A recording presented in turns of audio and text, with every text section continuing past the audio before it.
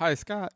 And I'm Michele, and we are the owners of the Main Street Mouse. And this is the Main Street Mouse Weekly Podcast, show number 175 for January 27th, 2025. For your safety, remain seated with the doors closed, keeping your hands, arms, feet, and legs inside while the tram is moving. And supervise your children. Welcome, foolish mortals, to the Haunted Mansion. Because this here's the wildest ride in the wilderness! Soar into tower. We are ready for takeoff. Dead men tell no tale. I know not who you are, nor how I came to find you. But may I just say, Come on, everybody. Here we go. Hello, everybody. Hello. Michele took a bite of something just as we went to go start talking. Yeah, I have a problem. So, hang on. I'm so rooted too with food in your mouth, but It's part of our problem. it's part of my problem. So, as of late, happy Monday, by the way. I'm already going to sidebar you immediately. So, as of late, I don't know if it's stress or what, but I don't want to eat regular food. I just want chocolate. I know you have. Russell Stover's stock has jumped up. I know. I would rather just snack on crap all day than to eat food. That's not good. Not at all. No. Not to mention I'm coming down with some sort of cold or whatever. And it probably because I have no nutrients from just eating chocolate. Yeah, because I don't think there's a lot of nutrients in chocolate. I know you probably get a little bit of calcium from milk, but that's probably about it. It's a serotonin a booster, from what I understand. So, chocolate is multi-purpose because not only does it taste good, but it's supposed to make you feel better. As you're getting sick. Mentally feel better. Oh. Say physically. Anyway, hi everybody. Hello, everybody. Thank you for tuning in. We appreciate it. Thank you. So last week was very boring for us. We really did not do much. And that's the show. Thank you for listening. Thank you for listening. We'll be back next week with show number 176. If we did 3-minute shows, we could do thousands of them pretty quickly. Yeah. We could do them all, record them out months in advance. But so last week we did our show on Monday. Tuesday we were supposed to record the live podcast show, which we skipped last week. We did skip it, yeah. We skipped last week. And then Wednesday, so I got up Wednesday morning, took Aiden to work, driving back home. Get about a couple blocks from our house, go to push the brake, and the brakes in the car didn't work. Yeah. So last week was just a problem after problem. Well, there was a problem on, was it Tuesday also? So Tuesday night, we decided to rearrange the living room. And in doing so, we had to unplug the cable. And for some reason, the signal didn't come through when we moved it to a new outlet. So I had to deal with the Spectrum with that. We didn't have cable or internet for a couple hours, was, tragic. And then Wednesday, the car broke. And then Spectrum, I fixed it, though. Yes, you fixed the cable. They told me they had to send a technician out, and then I got it fixed. So. Yes. And then the only, kind of, well, it's not even fun because you have to pay for it. We got a really nice rental car. It was a sage green Jeep. Yes, Jeep Wrangler. Jeep Wrangler. We didn't want to give it back. No, we really didn't want to. So our car, so the brakes, what had happened was, thank you to Greg. Greg came over, my partner from the live podcast show came over and he helped me fix the car. Actually, he didn't. He diagnosed it. He figured out what the problem was. We ordered the parts. We got it fixed, and it was back running fine by Friday. And the check engine light went off. The other braking lights that were on the car went off, so he fixed it all for me perfectly. Yeah, some brakes are important. Saved us a lot of money. Yeah. A whole lot of money. A whole lot of money. It's a whole just lot of money. one of those things you just kind of have to roll with it sometimes. Yeah. So, yeah, last week was, yeah. But it was also very cold last week. Yeah. So I think even if we were able to go out and about more, I don't know if we would have because now before, okay, I don't want to get hate for it, but it was cold in Florida last week. If this is any indication to anybody who knows me, I was wearing long pants. He put pants on you. I wear shorts every day of the year in Florida. He's a protester when it comes to wearing pants, and then he had to wear pants last week, and I called them Bermuda shorts. Long to your ankles. Super long Bermuda shorts that went all the way to my ankle. Pants. Yeah, it was very weird to see him wearing pants every day. And it was because the first day, Wednesday, when the brakes went out, Greg came over and we were going out there to work on it, and I had shorts on at that time, and we went out there. And we came back in to warm up, and I go, I have to go change. I was that cold from being outside for 20 minutes looking at the car. It was cold. And, was it Thursday? Thursday was even colder. Thursday, we went to go get our kid from work, and it was raining, and it was cold, and it was gray, and it was very reminiscent of when we lived in Michigan when it would get cold rain and it was right on the verge of snow. Yeah. That's what it looked like and what it felt like. And, parts of Florida did get snow. They did. And they actually said, so I don't think it ever reached cold enough for us, but it felt cold enough according to what they said. So it was coming up saying it was like 40 or 39 degrees out, but it said it felt like 28 to 31 was the various temperatures I saw. And it's weird how cold Florida gets. It doesn't, like, temperature wise, it's just like bone chilling cold. But we're on the incline now as far as temperature goes. It was like in the upper 60s today. Upper 60s. We're going to be at the upper 70s by a week from today. Yeah, I'm not totally ready. I'm not ready to jump into hot weather, not yet. After last week, I want warmer weather. A little bit warmer, but and honestly, I'm weird. I just didn't mind it because I know that in a couple months it's gonna be like sweltering outside. It just reminds me how Florida, your blood does get thinner down here. It really does. It really, really does. But yeah, I honestly didn't mind it for a couple days, and I live our winters here, so yeah, that's just me. Now, had we been out in the parks and stuff, you probably would have been hating it. I would not have gone. I mean, what if we had like press events? If I would have had to go to a press event last week, I've been wearing a puffer jacket. It's a Walt Disney World puffer jacket. It is. And like a hat. And I actually pulled out gloves last week. It was that cold. And 2 pair of jeans and not 2 pairs. 2 sweatshirts. No. T-shirts. No, but sweaters and sweatshirts. Yeah. So. Anyway, so that seems to be over now. So the car is fixed as of Friday. Again, thank you, Greg, for your help. Appreciate it so much. It's been so cold, so thank you for the sun for starting to warm it up a little bit for us. Yeah, it feels better. Florida cold is not a fun cold. I mean, no cold is fun, but in Florida it just doesn't fit It kind of doesn't go. And it's weird to see people, like photos of people walking around the parks in like winter coats and hats and scarves and stuff. It reminds me of like when I see a picture from like Paris, Disneyland Paris, and you see people with coats and there's snow. I would love to see that. It'd be cool to see. And that's what we kept saying. If snow did hit, we were going to hightail it to a park just to get the photos and videos of snow at Walt Disney World. Because it's something you don't see. And the quote unquote snow at Christmas time doesn't count because that's soap. That's soap and it melts when it hits the ground. So it's not around for very long.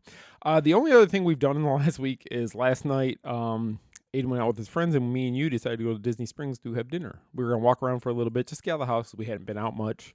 So we went down there, walked around. It was busy. Yeah, the Springs was very packed last night, and it got cold when the sun went down. Yes. So we really just ate and left. We didn't walk around, which is unusual for us. But yeah, it was so crowded last night, and I was surprised because I mean, the holidays are over. It's not a race weekend. Right. Like, why was everybody at Disney Springs last night? And it was weird because when we got there, we normally park in the Orange Garage and we take the ramp that's just past Blizzard Beach there, or Surface, or Typhoon Lagoon. I'm sorry, Typhoon Lagoon's ramp into the area, and that ramp was completely closed. So I'm like, uh-oh, and it said garage closed. Yeah. So then I kept going forward, and then it said Lime Full closed. And then when I was coming back, well, you could get to Orange from the other side, so I was able to sneak in. But only the first 2 floors were available in Orange. So the top 3 floors were not available in the parking garage. So I was trying to, figure out. We were just guessing why. Yeah. Like, are they repaving? Like, what happened? Yeah, what is it? Were they redoing the numbering? I mean, I don't know what it was, but it was just very odd. But that added that with that garage having 3 floors closed, it was still swamped. I mean, I couldn't believe how many people were walking over the bridges from the Grapefruit lot. Yeah, so they were trying to encourage from the signs people to go over to Grapefruit, and we were talking about it. We have never parked in the Grapefruit lot. Never have. I think we should just once, just because. Just to say we did it. Oh, Okay, we'll think about that. I don't mind walking on the bridges across the street and such. I don't mind it. It's just sometimes walking gets painful. Yeah. I mean, I would. It's just weird that it's been open for quite a few years and we've never parked there. That just goes to show you can always find parking in the other garages. If you look. Even when it says it's full, Scott does not take that as law. He doesn't believe it. Always find a spot, don't I? He does. So full doesn't always mean full. If you have to move a car, you just push them forward. It's fine. No. And take that spot. You got to do what you got to do. You find the smallest car there, you just move it. Yeah. Okay. Yeah. Not recommended. It works. But dinner was good. But again, it got cold afterwards. I think we only walked in. I walked in the Marvel store and you walked through the Disney style store. And then we basically said, okay, we're out. We're like, okay. But we did notice last night that the guy that we talked about last week, the guitar player, that Nicholas Marks, who was at not Flower Garden. I'm sorry, I got the wrong Festival of the Arts. Yeah, Festival of the Arts that we talked about, who was really good.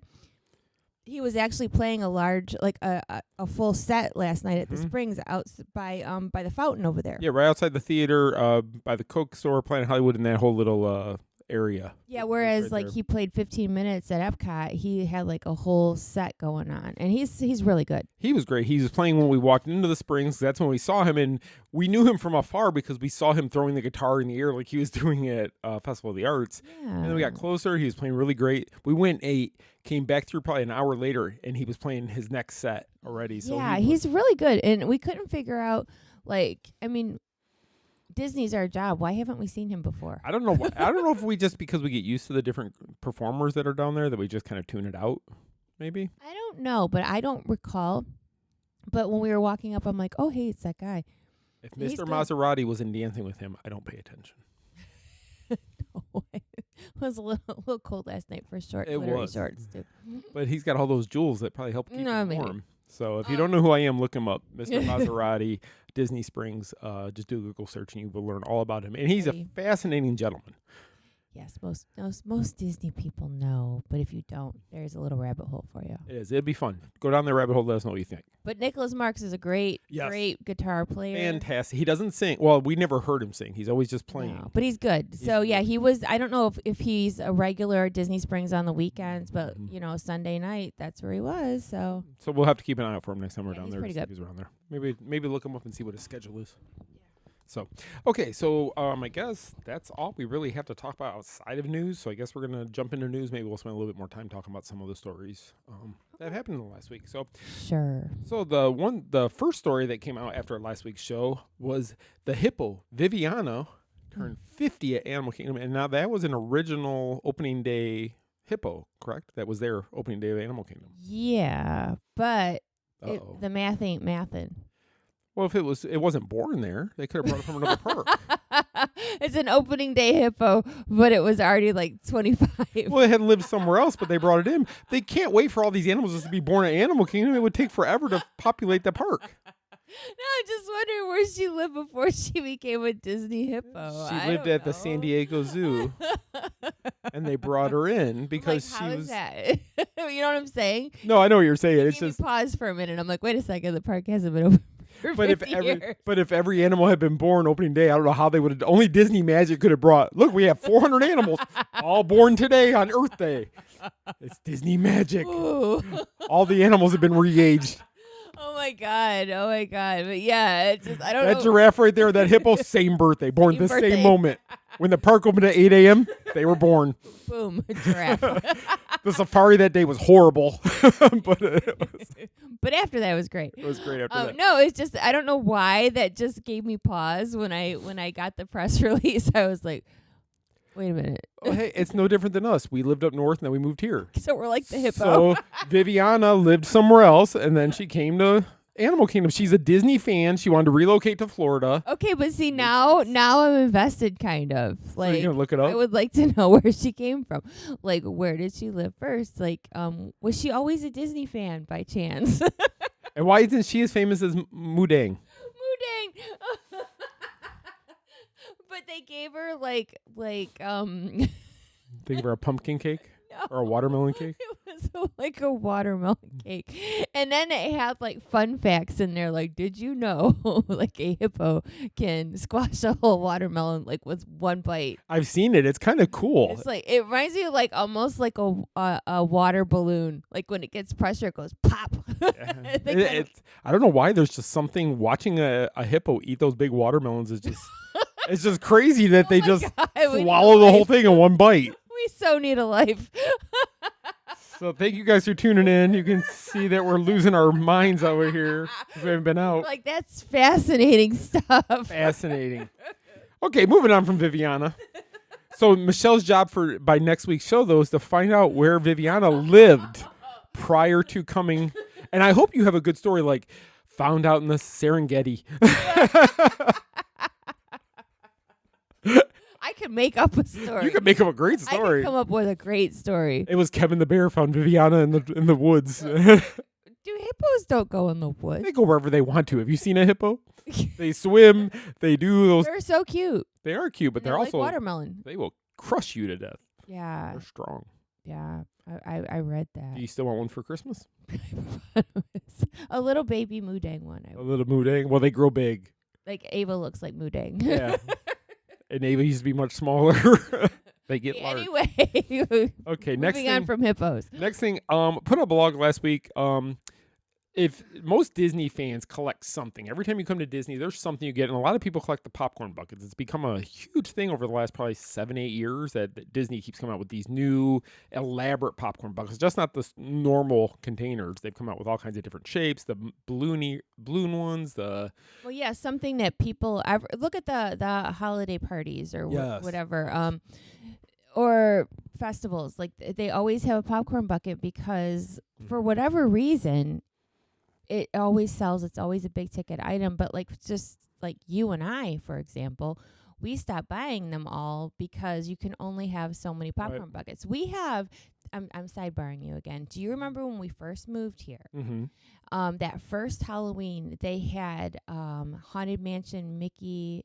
I don't know if it was a popcorn bucket. And he was dressed like the Hatbox Ghost, wasn't he? Yeah, something like that. He was a ghost. But I remember that. And I remember we had him up on our... above the cabinets in the kitchen. Cabinets. But then we kind of like started like running out of space. Like how many popcorn buckets does one need? So then we stopped buying them. Yeah. But we have like 2 large boxes of them. We did get one at Christmas time, though. We bought them here and there, but not like we were. No, not like we were. But anyway, go ahead. I'm sorry. No, so...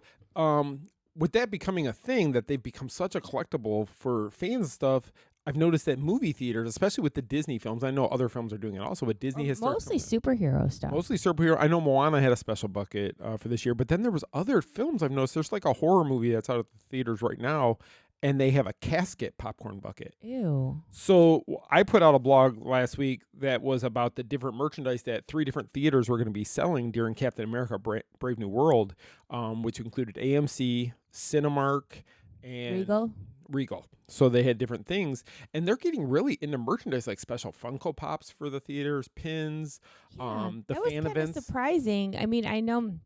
Remember, they used to have just like the regular bucket of popcorn would have a special bucket. Not it was a paper bucket. Just a paper bucket, or like your cup for your Coke was a different color or something. But it wasn't like anything major. And it wasn't a collectible type thing. It was plastic, or it was paper a lot of times. Then the cups became the harder plastic one, and then the popcorn buckets became the metal popcorn. I remember with Rise of Skywalker, it was a metal one, or maybe it was Force Awakens. I can't remember. One of them, because I remember, didn't you get one? I did get one. And then I've gotten some of the different Marvel ones over the years from different. Well, Captain America: Brave New World, they've come out with some really cool ones, but the best one I think is AMC has the one where on one side it's Captain America's shield, and on the other side it's a expandable popcorn bucket. So what do you mean? So like it if you hold the shield up, but on this side it's a popcorn bucket that stretches out on the inside of it, but you can crush it down to display it. Okay. So that's the one I definitely want. The AMC theater one. He just wants to go there for the popcorn. It is. It's a Captain America shield, and everybody knows Captain America's my favorite superhero. So I must have said popcorn bucket. But there was different cups. There was different buckets depending on where you went. I think Regal had 2 different buckets, one being Red Hulk.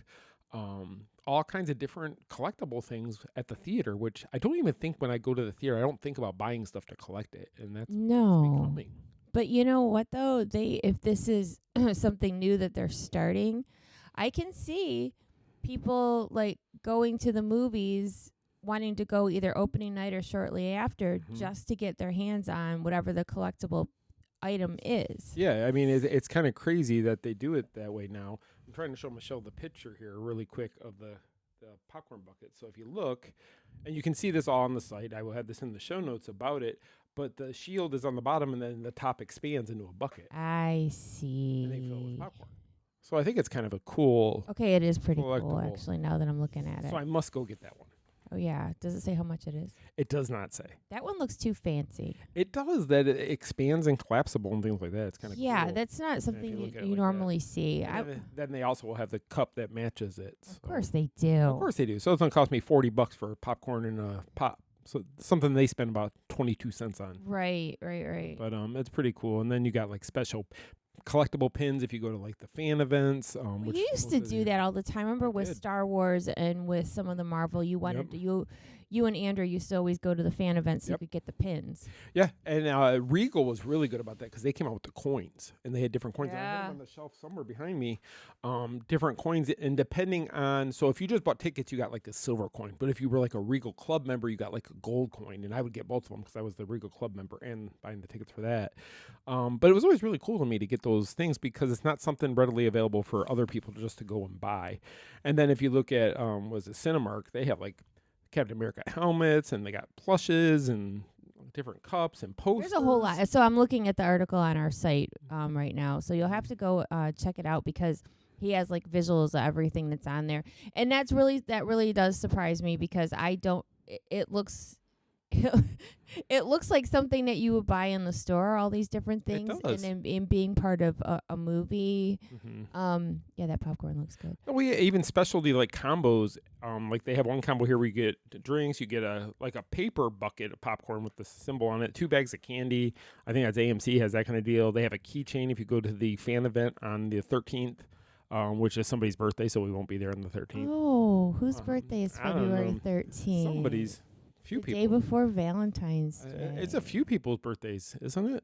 It is. It's not just mine. It's Claire's and RJ's. And RJ's and Claire. Yeah, that's right. But we will not be at the theater on the night. Please don't take me to see a Marvel movie for my birthday. No. We'll go on the 15th. Unless you want to take me there for Valentine's Day. No. So I will be seeing the movie on the 15th. Sounds like it's my day. It is. But yeah, so I put the article out there. So if you're planning to go see Captain America and you're just curious about what will be available depending on where you're going, and there might be other buckets from different theaters. These are just the 3 I did research. But I could see if you more Disney movies that come out. Instead of just doing it for Star Wars or Marvel, like I could see if this sort of thing takes off that they could do it for, animated films or re-releases. You know how they'll put something back in the theater, stuff like that. And I think it's another way because everybody knows theaters don't make a lot of money off the movie. They hardly make anything off the movie. That's they make why it they off the charge you an concessions. arm and a leg at the concessions. It is. But if they're giving away things like this, where somebody might spend $12 for a big tub of popcorn, it's $20 and I get the special bucket. I'm going to spend the $20. You're still getting the same popcorn that was $12. You're only paying $8 more, but now they're selling you something that you're going to take home. That's how they get you. Yeah. Because we're those people. Yep. And it's the same, it's the same thing. I have a point. Hold on. Got it. I don't feel good today, so I'm trying to put it all together. But, okay, it's the same concept, but not. Yes. I'm getting there. I'm waiting for it. It's like free shipping. Spend $7 more and get free shipping. Yeah, they always tell you what more you need to spend. I get that on Amazon all the time. Get overnight delivery by 4 a.m. if you spend another $3.37. And what do I always do? I look for something dirt cheap that I don't even need or want. Right, so you're still spending the money. You're just getting something for it. I could just spend the $2.99 and have it overnighted, and I'll get it at the same time. But no, what do? I add another item. No, you know what gets me when it comes to stores online? Let's say the Disney store online. Okay. Spend $7.33. Yeah. Okay. you can't find anything for $7. You'll spend $38. So you end up having to spend more Yeah. to get free shipping. But that's how they get you. But see, that's what I'm saying. It's the same kind of a thing. You see how I'm relating the two? Like you dangle something out there. Yep. Like you're gonna get this. You're gonna get this more. Even though the shipping is cheaper than what you need to come up with to pay the Yeah. difference at that point. But somehow it makes sense in your head. I get another item rather than pay for shipping. I'd rather have another item. That's right. No, same thing with the popcorn. Like I would Yeah. rather spend the extra $8 and get something tangible that I can take home instead of some Right. crappy paper bucket. Right. You just want to make sure it's good though, because you don't want to end up buying it and then you're sitting there going, "Why did I spend all the money on this garbage? What am I going to do with it?" That's why you stand by the concession stand for a while and watch other people buy it first. And when they walk by with it, you kind of check it out. You wait for the little kid who sets it down somewhere, and then you just take it and run. I've done that before though. Like I know you have. not from little kids. No, I mean like when She steals from little kids all the time. No, It's so I mean when you mean. see somebody else buy something teasing. and you like even with the popcorn buckets Yeah. or whatever, like you see somebody walking around with something that you maybe thought you might want to get. Yeah. But seeing a picture of something and seeing it in person are always Right. different. And that's why I want to see that bucket, because if it's small, okay, but it looks like it's good size Looks right now. like a full size popcorn bucket. Yeah, so that's why I think I have to have it to go Are with we all my. hungry or something? Because we're like talking about Actually, food I'm a lot. not hungry at all, but I have like 3 or 4 Captain America shields, so I think I need one that's attached to a popcorn bucket. Yeah, you really need another one. Yes. I'll remind you that next time. Do you need more Lily Pulitzer? Yes, I do. No, I don't. I have not. You don't need any more Lily Pulitzer ever in your Why life. are you doing? Well, he's Ever in your life. It's out there for the record. I won't buy the popcorn bucket. You never buy Lily again. Deal? what? No. It's okay. I'm buying the bucket anyway. Take back my change and get enough money to buy it. Anyway, moving on. Another article that you did this last week was the Walt Disney Company received 15 Oscar nominations. That's right. What was the top? I don't know. You don't know which one got the most nominations? Or It was something that wasn't. Well, you got to remember. So Disney owns other companies, Right. other offshoots. So some company or a movie that you would think doesn't count as Disney, it actually does because they own the studio. So that's where like somebody who doesn't know could be like, well, they didn't have that many movies last year. yeah, I'm looking at the article right now, and Searchlight Pictures got 10 nods, with 8 of them for the Complete Unknown film. Which is completely unknown to me. Completely unknown to me, and I think that's the one they just sent us in the mail. Is it? That might have been the one that we got here today in the mail. I have to go check it, but I don't know. I know it was Searchlight that was the studio that sent that out. So I'm wondering if Yeah, that so was it. Disney sends us Blu-rays. Yeah, Blu-rays. Like for all their movies. So we get random Blu-rays in the mail, and a lot of times it's stuff that we have no idea or like Right. or stuff that we've never heard of. But did you notice that though? I mean, so Inside Out 2 got nods, but and it was the highest grossing film for 2024. And it's nominated for Best Animated Feature. Right. But everybody seems to think it's going to be the robot movie from Universal side. I don't know, but I lost my train of thought. Sorry. I lost Bring it back. I can't. Bring it back about they send us DVDs, Blu-rays in the mail. No, that wasn't You it. never know what they're going to be. You never something you never heard of. Oh, I know what I was gonna say. So a lot of times, I don't know about y'all, but for me and people I know, a lot of times these Best Picture categories are stuff that nobody's ever heard of. A lot of times. A lot of times, or maybe you'll recognize like one movie in there. But it's never the winner. I saw that as a great one. It didn't win. Okay. Didn't win.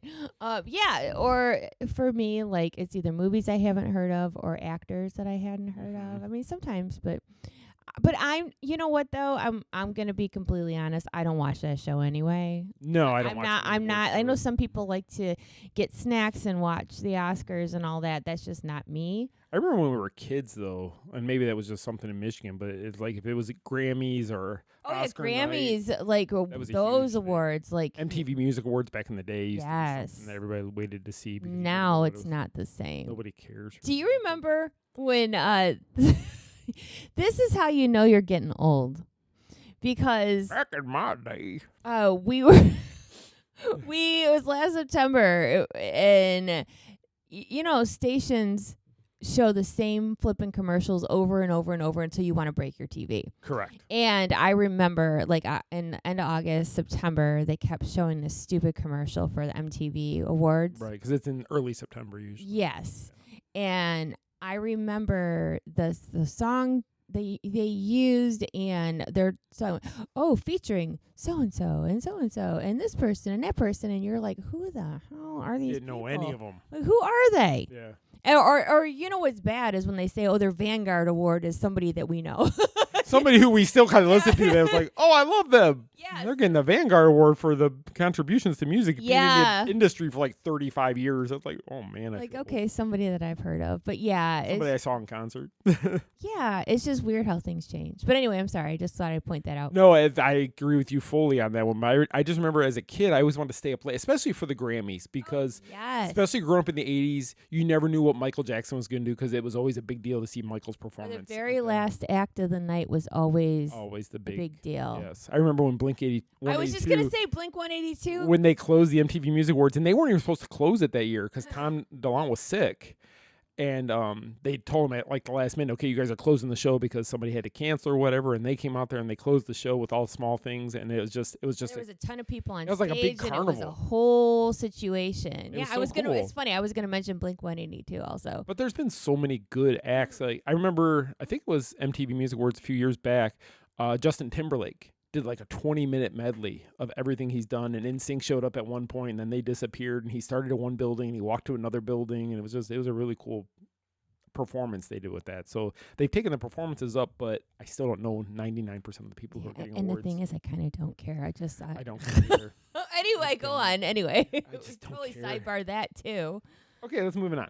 So the next story, there was an article we put out about new additions coming to the 3 Disneyland hotels, which you can read all the details about that, but it's just some upgrades and such like that to the hotels out there. The Pixar one, Disneyland hotel, and the Grand Californian. Yeah, people were just talking about, like, again, I'm a comment reader. They said that the additions are expensive.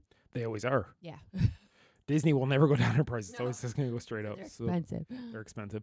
Another one that for any of you Run Disney folks out there, Princess Half Marathon, they dropped some of the merchandise pictures, so we put that out there. Neither of us are run people, so we do. If I'm running, it means there's a killer chasing me. I'm running towards a buffet. Or if there's a margarita truck going down the street.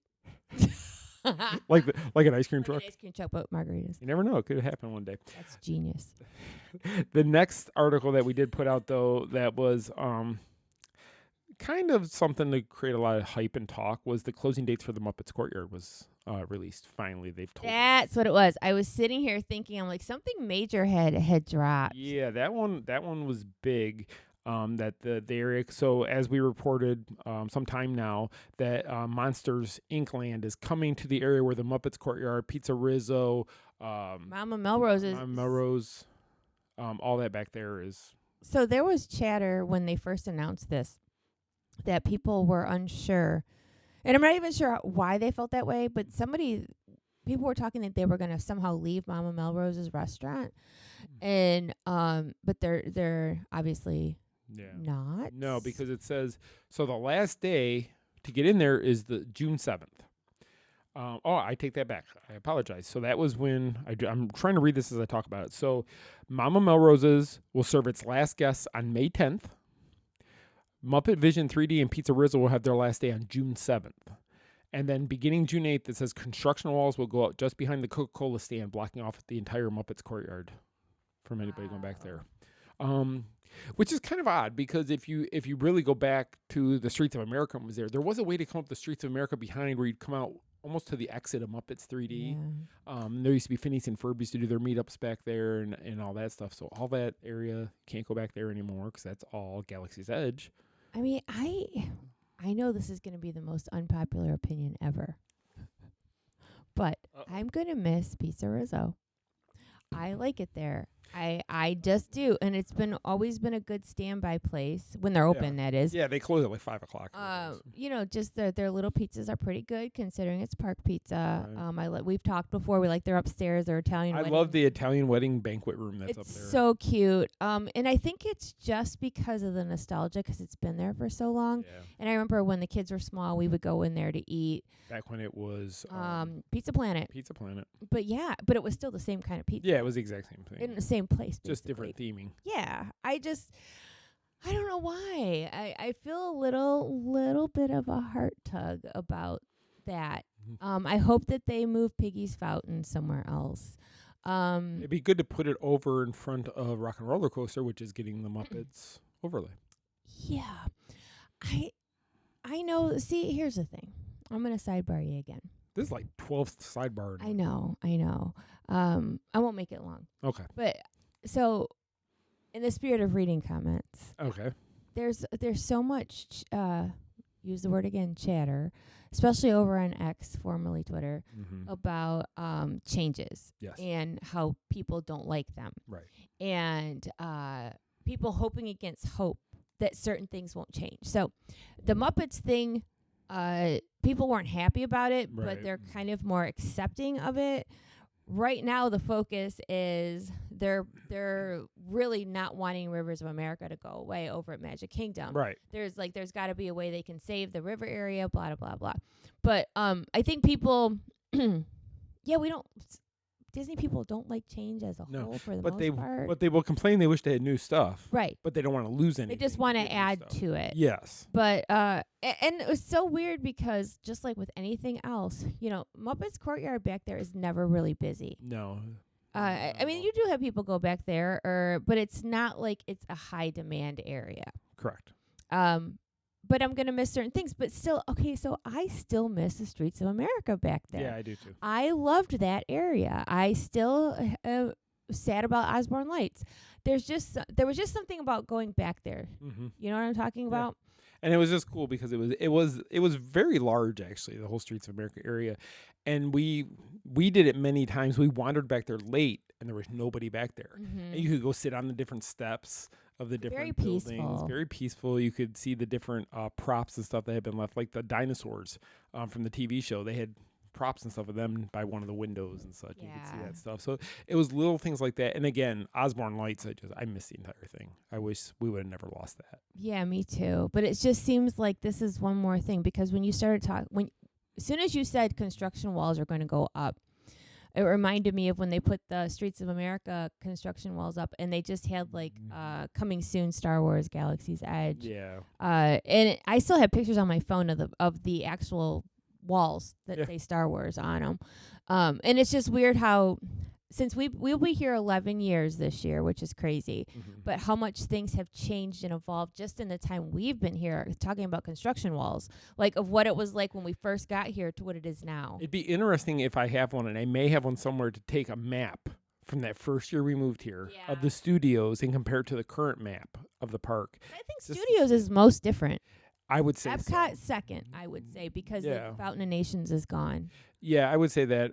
But definitely studios would be the big one because you got to remember you've lost Streets of America, you've lost the Backlot Tour, you've lost the stunt lights, show, cars, motor, whatever's back there. Yeah, the car show. I mean, if you really think about it, Pixar area or the Toy Story Pixar area wasn't there. Right. Galaxy's Edge wasn't Galaxy's Edge. We had no idea how big it could get, but it was huge back there. Streets of America completely gone. The Sorcerer Hat gone. That was there. Yeah, and that was just 10 years ago also because it popped up in my Facebook memories. So let me ask you this. Okay. Because another thing I saw people talking about. The chatter. There's a lot of people got a lot to say these days. A lot of chattery people. A lot of chit chat. So another thing that people are saying is that they think, I'm asking you for a reason. Okay. They think that Galaxy's Edge as a whole is a waste. They don't feel... You're going to make me answer that on the air. No, I mean, I don't think it's a waste. Some people think that for them taking out a whole back end of the park, that maybe it should offer more. Yeah, I will agree. Do you agree with that? To me, let me preempt this. I think Galaxy's Edge is absolutely amazing. And if you've never been there and you're a Star Wars fan, walking back there is so impressive. The Millennium Falcon. Seeing the Falcon, full-size Falcon over there, it's just, there's something about seeing it. It's just, as a Star Wars fan, it's just, oh my gosh, it's the Millennium Falcon right there. Right. So it's really cool to see a lot of the stuff. You see like the different a lot of references to the movies that we grew up with. However, I mean, let's look at it. You have 2 rides back there in that whole big area. Rise of the Resistance, Smuggler's Run. That's really all you have back there. Right, in Oga's Cantina, which I've never even been in. Okay, but you only have like a 45-minute Yeah. window to be in there. So you have that. You have the shopping area by the quick service food. I can't think of the name of it right now. There's like 4 stores. Ronto's Roasters. There's like 4 or 5 shopping areas, 2 to 3 places to eat. But when 2 they rides. first opened their little marketplace area, I used to love to walk through that. Now it's not that great. There's not that much merchandise in there. Yeah, to me, it was more exciting when they first opened it. Yeah, I've kind of lost the desire to. It's not one of those places I have to walk through anymore. No. The only time I really wanted to go there lately was when I knew Mando was out with Grogu. I wanted to go see that. The baby. Besides that, though, I think Rise of the Resistance is still one of the greatest rides. Okay, so here's what I was going to tell you. Okay. Now, this one I do not agree with. Okay. So there's also some chatter that some people, I do not agree. Okay. Think that Rise of the Resistance is a one and done ride. No, that is not if true. If you think that, you need to go back on it again. You need to go back on again. Because I've rode the ride. We live here. I think I've rode it maybe 10, 12 times total. I've rode it in Disneyland once. Every time I ride the ride, I see something different. You know what I'm wondering, though? I'm wondering if the reason that people say negative things about it is because something's always broke on it. Like either Kylo doesn't work or the big gun thingies don't come out. There is too many moving parts to that to have everything working all the time would be unbelievable, because that's not how rides work. Rides break down. And if you look at it at the heart of it, it is a ride. It's a show and a ride, but it is just a ride that has. It's big and it's huge. complex. It so, is. But in that same spirit of what you're saying about rides breaking down, Rise of the Resistance is such a big production. Yeah, I can see how things break. Okay, but then you have people that complaining that Tiana's Bayou Adventure, the animatronics always break. Exactly. And that's new. And that's brand new. Brand new. So to me, and not like I'm an Imagineer or I know anything, but I can see Rise breaking more so than Tiana's because there's more moving parts where Tiana's ran for years at Splash Mountain. Right. So I don't get why Tiana's breaks all the time, but I do understand why over at Rise. But I'm not even a huge Star Wars fan, and I think Rise of the Resistance is a great ride. It is. It if any ride can compete with the Harry Potter rides at Universal, it's Rise of the Resistance. Yeah. And you know what? Rise of the Resistance smells like a new house to me, or something in the Home Depot. Like it smells like house renovation. because you don't see it, but in the Empire or in the Republic or the what is that? The First Order and all those people. They have Home Depot. They always have guys working on the thing to make it look better. Oh, so it does smell like. They always have to fix it up, to paint it, keep it looking clean. When it's evil, it has to look clean. It reminds me of like a brand new house smell. You know how like there's new car smell? Yeah. There's like new house smell. Next time you guys are on it, just give it a really good smell. But Rise is the ride is, if you've never rode it, you have to ride it. It's nothing scary. It's nothing that's going to make you lose your breath. It's no upside down. It's no spinning. It's none of that stuff. There's just so many. Being in a movie. It really is. You're in the movie. You're basically trying to escape the Empire. Yes. The only thing I wish, and this is where I think they missed the mark when they built the hotel, the Star Cruiser. They did it, and Rise is built with the newer Star Wars characters and such. Even though we're not talking about that no more in the films, that's all done. It's built with the Force Awakens and stuff like that. I would love it to be the classic. Yeah, that's what he's always said about the Star Cruiser should have been classic. Yeah, but now it's nothing. That's a whole other subject though. It is a whole other subject, but I know that it's supposed to be following the canon of the movies, and you're supposed to be what's happening in Galaxy's Edge supposedly is either happening in the Star Wars universe where the movies exist, blah blah blah. Which I don't buy completely how they do that, because Grogu and Mando weren't even part of it when it first opened. I did not mean to open this can of worms, yes, by the way. Did. No, I really did not. I wish there would be more references to Vader, to the Skywalkers, to Obi-Wan, to Han Solo. You see Chewbacca, but Han, of course, is no longer with us from the movies. But you still see other references. So it's like, I don't know. Well, think about it, I wish they would redo it all. It doesn't matter. Like, look they still use Princess Leia, and technically she isn't either, according to the movies. No, she's gone. So, but again, movies are movies. I don't Those kind of movies, the characters are never really gone. I just don't know why the movie has to be completely in sync with the land when so many Disney attractions don't match up with what the movies are. Or where the movies are. The Marvel ones are a perfect example. You walk around Avengers Campus, you'll see Steve Rogers, Captain America. He's no longer Captain America right now. But why is he walking around there if you're supposed to stay with what the movies are at? Because that's the popular Captain America. I understand that. But if Star Wars has to stay even with where the movies are, why don't the Avengers and Marvel areas have to do the same thing? Well, I don't know the answer to that. Exactly. And nobody does. Because it's just inconsistent. Don't say you have to keep Galaxy's Edge consistent with the movies and the films, but over in Marvel, we're just going to throw everything out there, and there's lots of stuff for everybody. And it's like, just... Well, they have Iron Man walking around exactly at Avengers Campus also. Yeah, and Tony's not in it anymore. Right. You know, it's little things. Even T'Challa, the Black Panther from the first movie, Chadwick Boseman's, he's walking around, but also his sister's version of Black Panther's walking around. So it's like, come on. Get this together. You see Jane Foster. Well, she died at the end of Thor. If you haven't seen the last Thor, she passes away. Okay, that's enough. I'm just consistency, Disney. Consistency.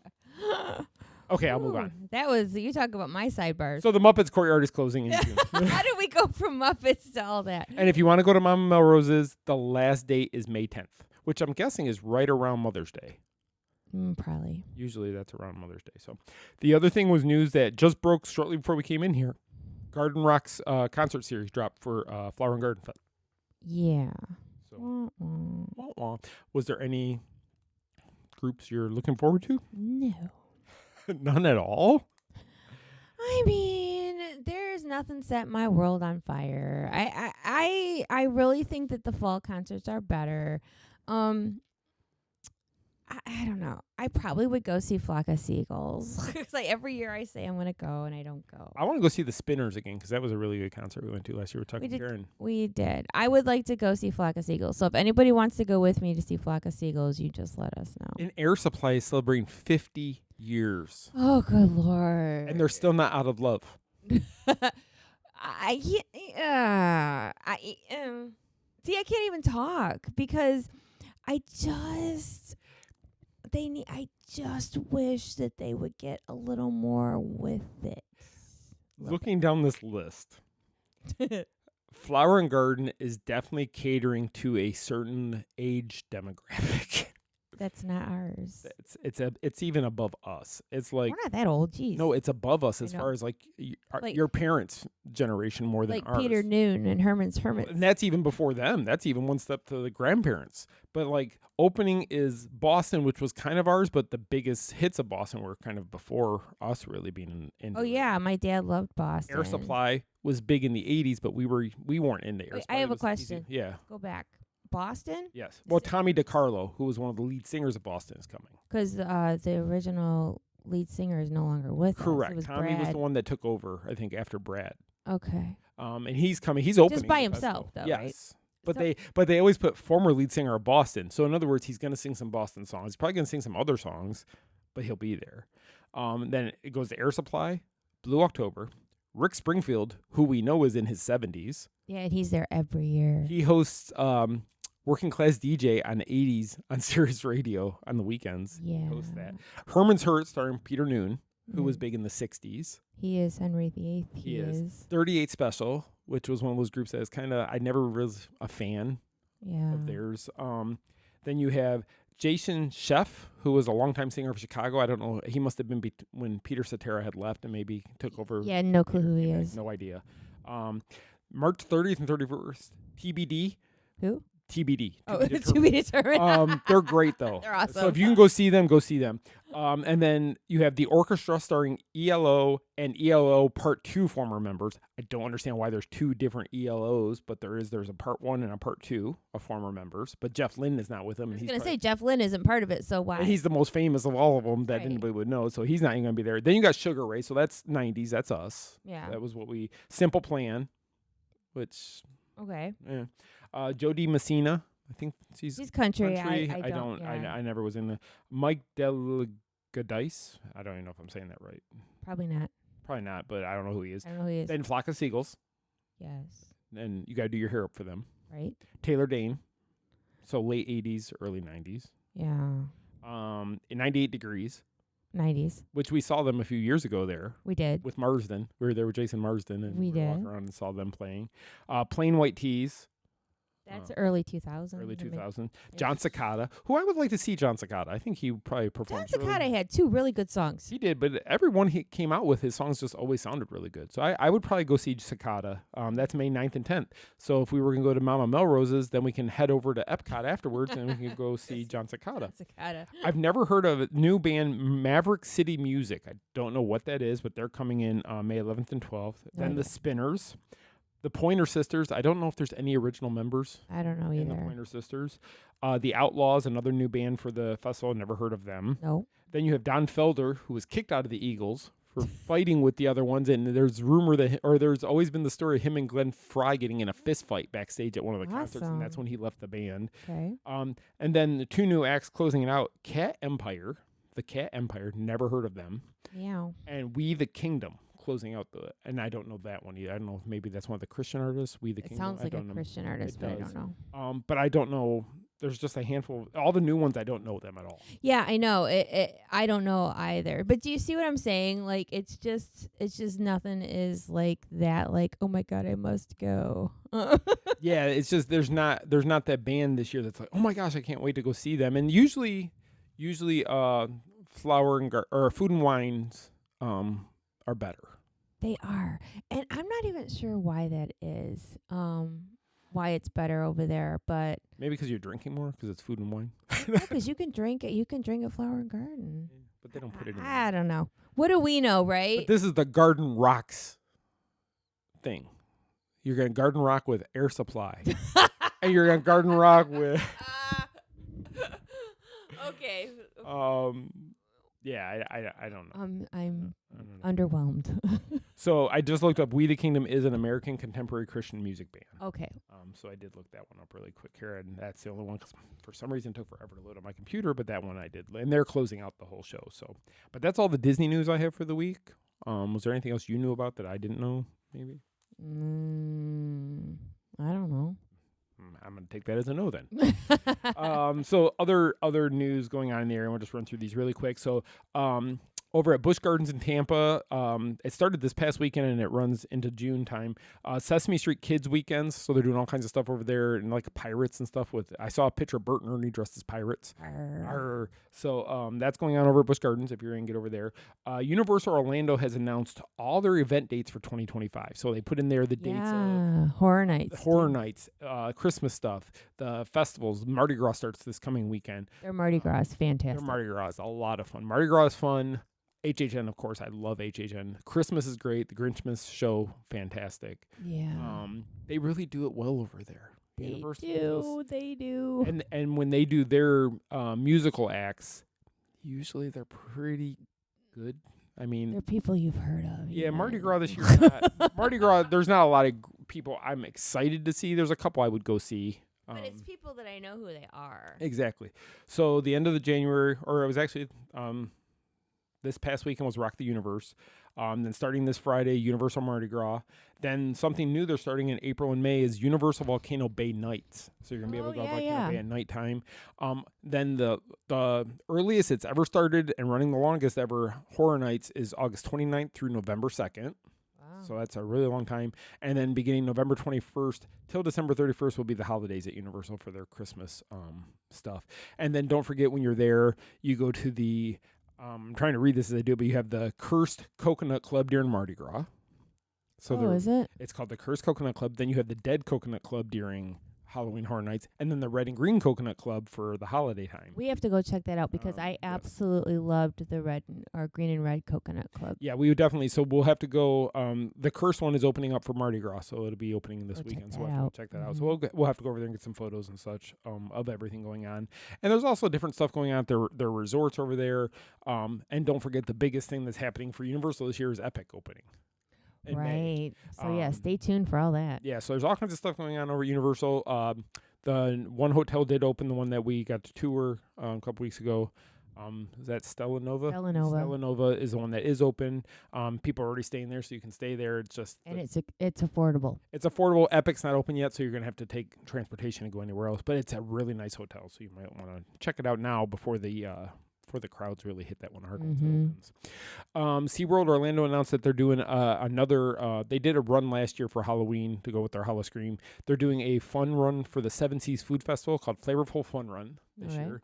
So if you're interested in jumping on that or running through that, you can get the information through the blog.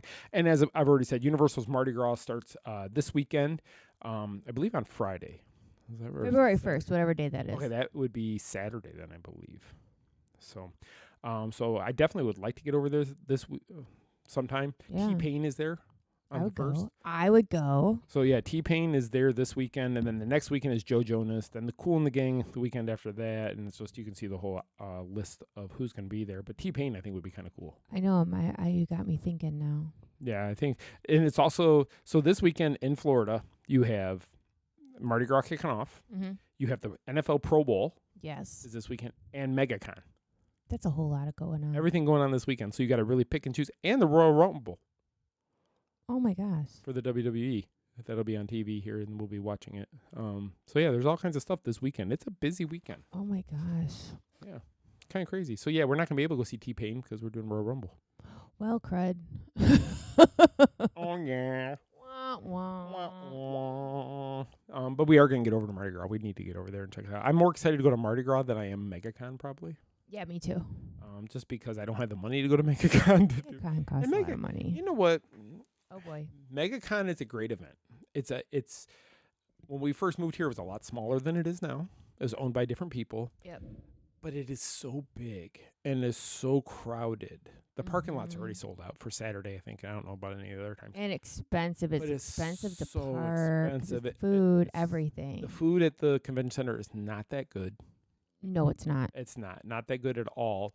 Like a Papa John's individual pizza costs you like $12, and it's terrible. It's terrible. It's nothing like if you order it fresh.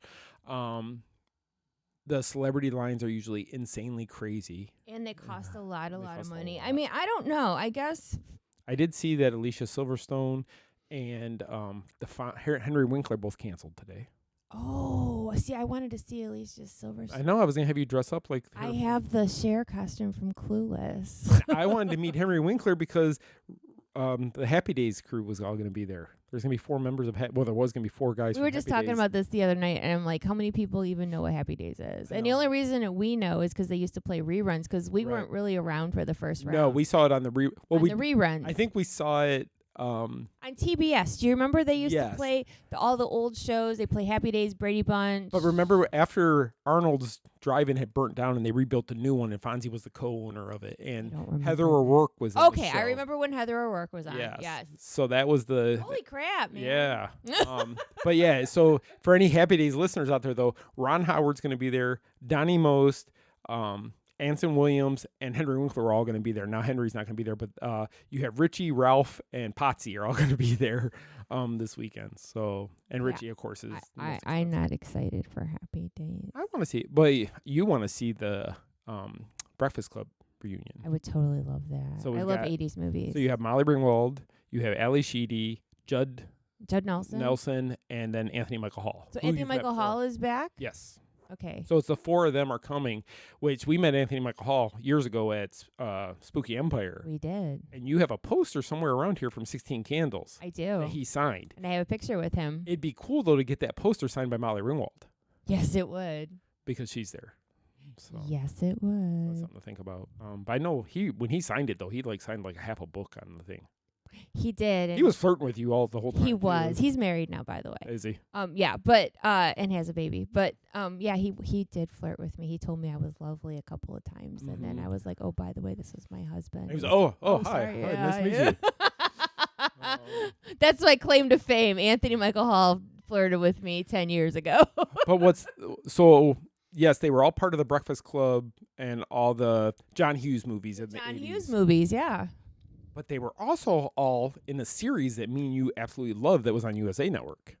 Psych. They were all in Psych at some time. Yeah. And that's because they wanted them on the Psych show. They wanted to have James Roday. Yeah. So those of you who have not watched Psych, the reruns you must, because if you are a Gen Xer, it is all the nods to like the 80s movies, 90s stuff, stuff that we grew up on. The music, the shows, and the jokes that you would get. It's fantastic. But yeah.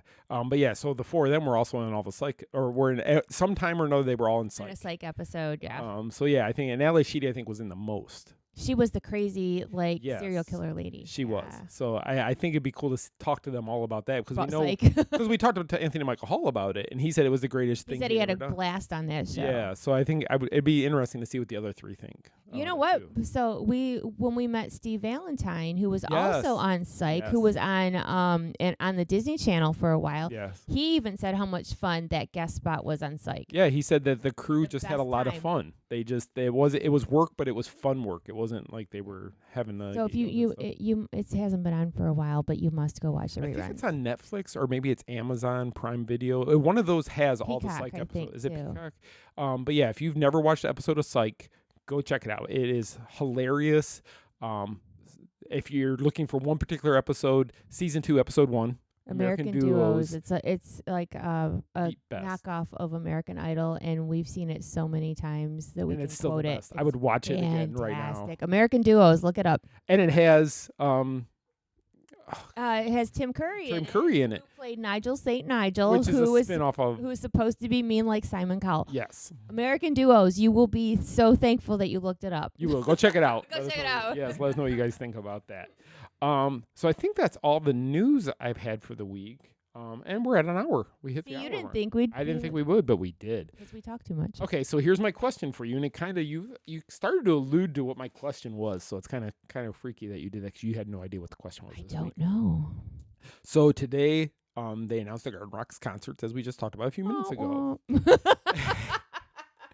And we've seen a lot of the concerts over the years, from Food and Wine, Flower and Garden. We've seen quite a few of them. Yeah. And there's been some great acts. There's been some acts like, it's okay. I mean, some of them are past their prime, and this is well past. Well past. When you see Mickey Thomas out there, it's like, okay, let's not be mean. Anyway. And I know you can't get a big name. You can't get a big name to come. New Kids on the Block are not going to come perform at the Garden Rocks concert. No. However, there's a lot of bands. You're the 80s and 90s girl. You know all that music, all the trivia, all that other stuff. Is there a band from the 80s or 90s that would fit the same caliber that goes to these Epcot concerts that you would like to see that's never been there? Or maybe one that has been there, but they've only been there once and they never came back and you want to see them again?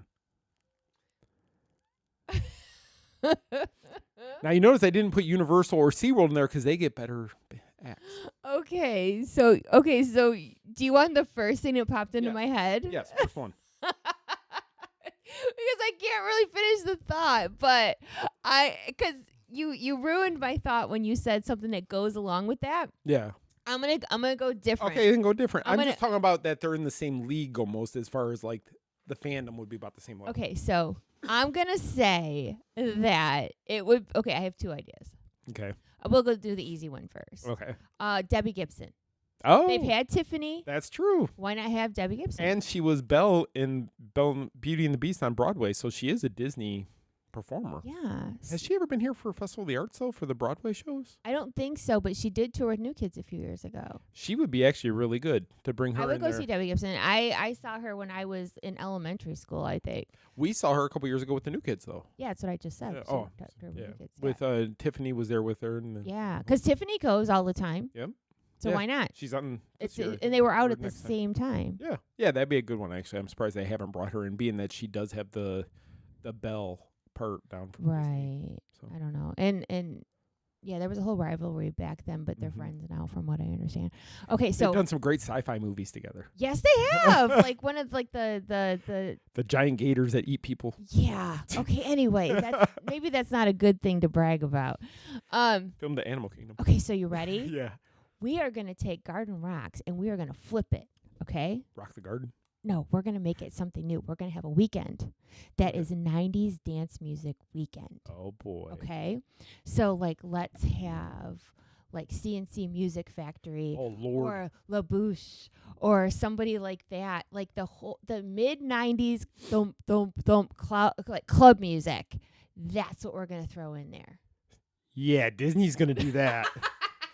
You're thinking you're at Universal. Because when you saw Zed last year, it was that. Zed was awesome. Okay, but he's current. Yeah. I'm willing to go back to the 90s for this. So you want that hip hop 90s tour that goes on every year with Stevie B, Kid and Play, Well, CNC Music that's Factory. freestyle music. So freestyle music would be good too. But yes, 90s club music because it was such a thing. So would you get Downtown Julie Brown to come and host it? So it could be like MTV 90s? I don't know. I just think that would be so cool because all right, soapbox time.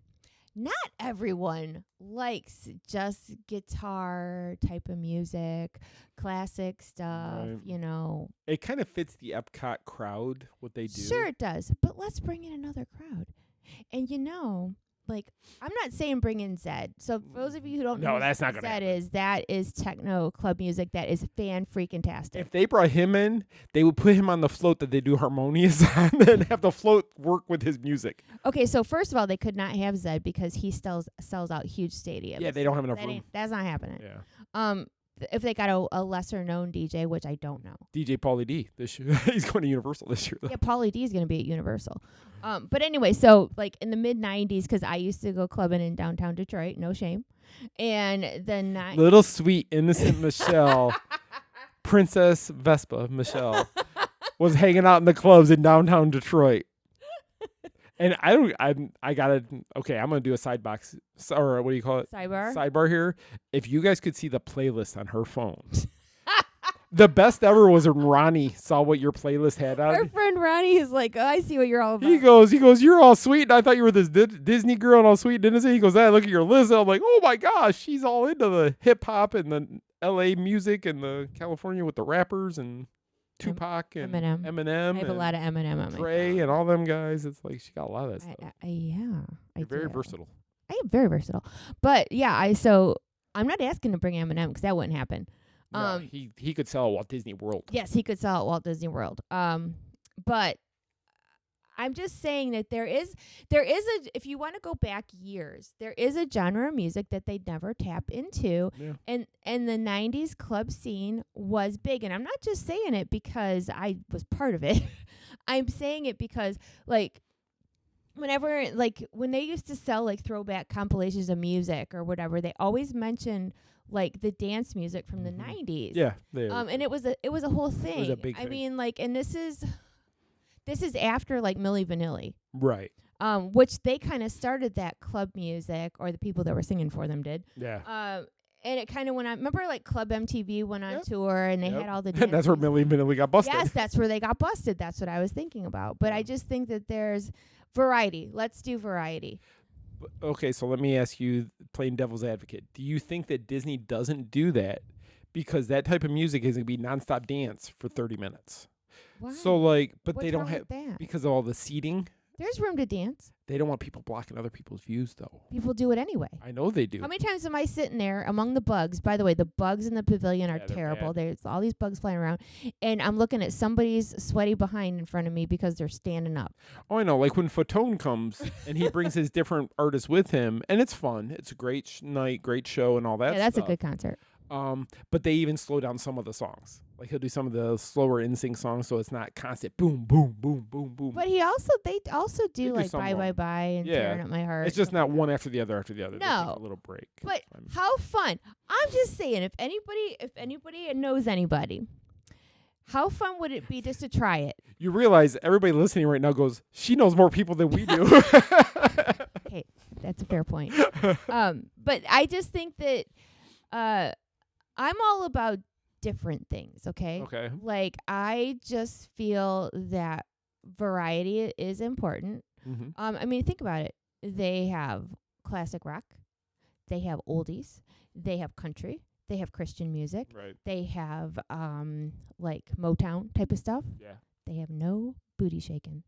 And I'm going to start a petition. Disney might not want the crowd that comes in with the booty shaking. Hey, I'm part of that crowd. I What's wrong understand with you me? are.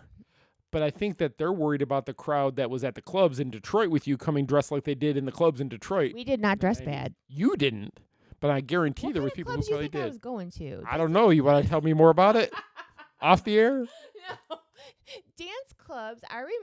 No. Boom, boom, boom. Yeah, I remember wearing like chunky black heeled shoes because everybody wore them, and like thick black tights and like a mini skirt and a black shirt, and I had my. Were you going to see The Cure? No, It's all black. no, but like a little nicer. No, when you go to when I went to see The Cure, you have to wear Doc Marten boots and like all black and heavy I understand. eyeliner. Oh, okay. So that's a different thing. And that's another one that's on her playlist. A lot of. See, you guys are the learning new wave so music. much about me. I love The Cure though. But I also love dance music. See, versatile. That's There you me. go. That's a I'm all good word. about variety. I just think that they could throw a wrench in the system, add another kind of music, and I think it would be interesting to see what works, because if the boy bands bring it, that's my crowd too. Right. So, And Tiffany kind of fits into that group too, because that was the boy bands was the same type of audience. right.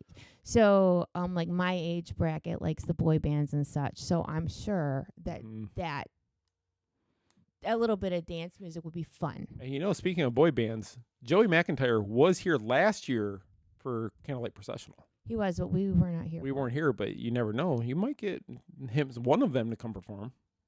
I know you'd be there for all. I mean, 3 I would shows on go. 3 days. You would. You'd be like, is there any way I can get an interview backstage? I've already met him. I'm good. You don't want to meet him again? You know what? It's one of those things that, like, when you meet somebody that when I was a kid, I was going to marry him. No offense. I know.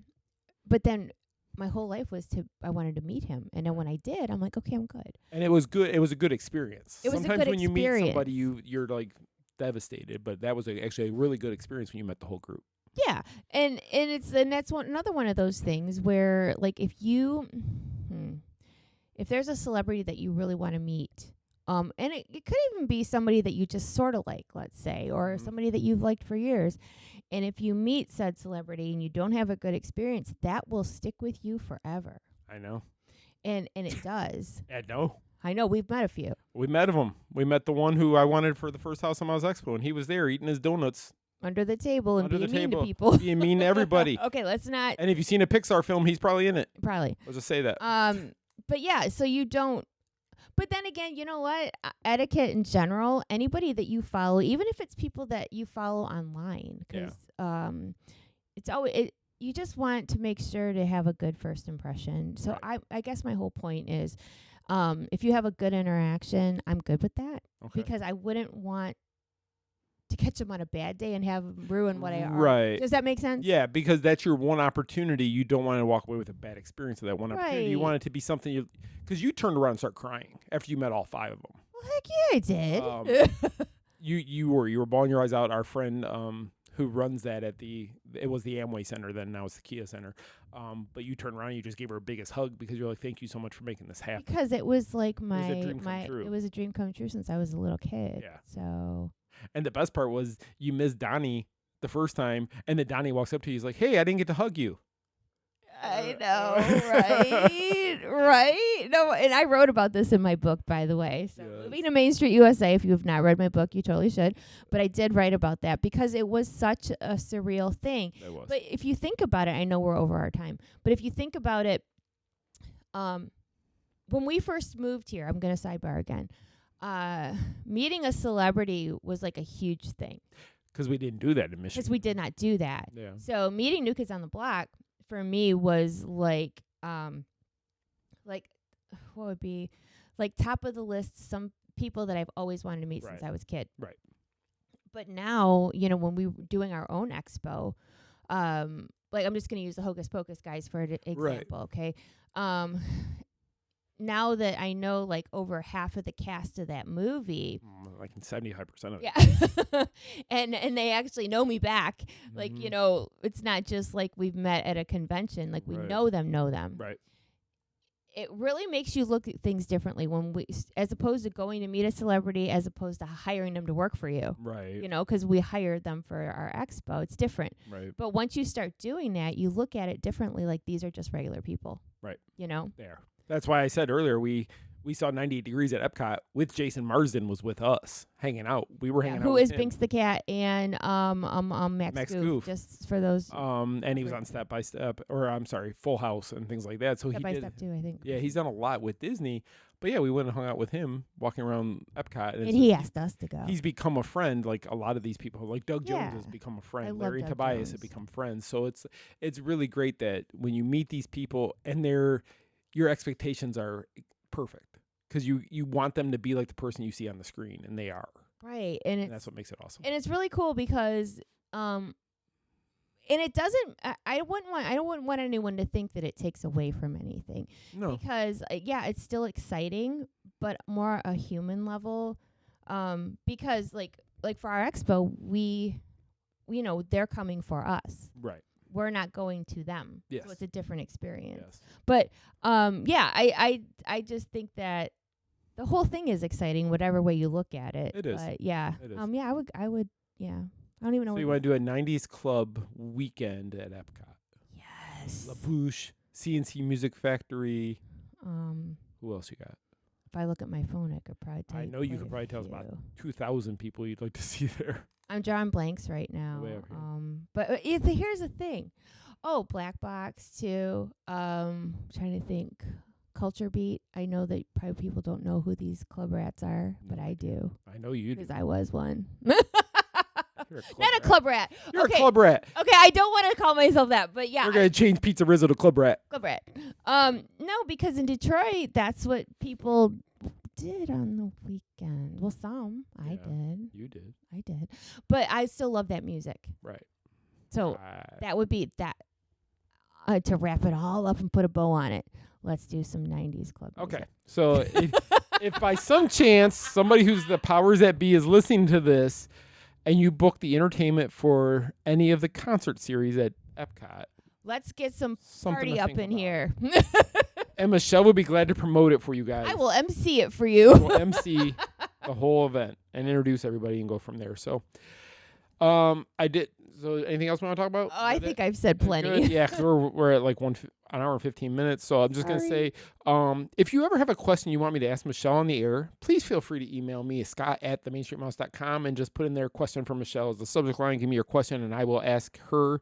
Also, if you'd like to submit a question and talk to Michelle, or if you'd like to submit a question or an idea for Michelle's Daydream Believing podcast, you can email her at michelle@themainstreetmouse.com. That's Michelle with one L, not two, or your email won't go through. That's right. I also just want to mention quickly our sponsors, MEI Mouse Fan Travel. It's our official travel sponsor of the Main Street Mouse, and they will help you with any travel you needs, no matter where you're going, what you're doing, cruise ships, on land, flying to Europe, whatever you want to do, they can take care of it. So if you click on any of the banners on our website, you can fill out a quick form, and they will get back to you and help you out. Also, our official stroller and scooter partner, Kingdom Strollers, can help you with any rentals you need while you're in the Orlando area. They will deliver to your hotel, your house that you're renting, wherever you're at or staying with family. They will bring you whatever you rent, and they will pick it up for you before you leave. You can reach them at kingdomstrollers.com. Just let them know you heard about them from the Main Street Mouse. That helps us out. We appreciate it. That's all I have for this weekend, or this week, sorry. Thank you guys for listening. I'm going to let Michelle close out the show. Okay, don't forget about Lost Princess Apparel, our clothing company. We have new skirts that come in. They're longer, pockets, the whole thing. We'll have leggings coming this week. So, yeah, we just really appreciate you supporting all our small businesses because, as most know, small businesses are not always easy to run and maintain and whatnot. So we just really appreciate you all. And I just wanted to make sure I said thank you for that. So thank you. And on that note, I hope you all have a wonderful, fantastic, amazing, awesome, magical week ahead. And we will see you real soon. Our trip around the Magic Kingdom is almost complete. I can't thank you enough for spending part of your day with me. And I hope you've enjoyed your journey as much as I've appreciated being a part of it. Ladies and gentlemen, please gather your belongings, watch your head and step as you exit, and take small children by the hand. On behalf of our entire flight crew, thanks for soaring with us. Now I will raise the safety bar, and a ghost will follow you home. Some imagination, huh?